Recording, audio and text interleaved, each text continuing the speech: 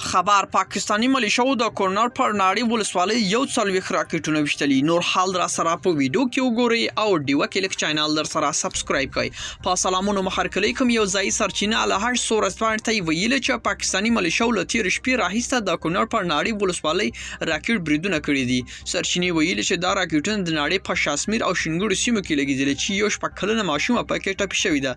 سرچینه وایي چې بریدونه په وقفه‌ای توګه شوي چې تر اوسه د یو څلوېښت راکټ مرمۍ راویشتل شوي دي چې خلکو ته ګڼ مالی زیانونه اړولي دي، خو طالبانو مرکزي کچه هم په دې اړه تر اوسه څه نه دي کړي. دا په داسې حال کې چې پرون د غوی پر 40مه د ننګرهار په شینوارو په نازیان ولسوالۍ کې د ډیورن کرښې ته څیرمه د طالب او پاکستاني ملیشو ترمنځ جګړه شوې ده چې یوې سرچینې ویلي چې جګړه له دې امله وشوه چې پاکستاني لور اغیز سیم ته نږدې د سړک د غرغولو لپاره وسایل راوړي، خو طالبانو یې مخنیوی کړی دی.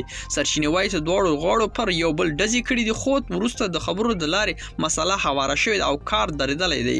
ملګرو، دا زموږ چمتو شوی ویډیو که ستاسو دې ویډیو په اړه کوم نظر پیشنهاد لري موږ سره په کومنټونو کې شریک کړئ او د لا ښکلو ویډیوګانو لپاره له موږ سره پاتې شئ. تر بیا ښې چارې.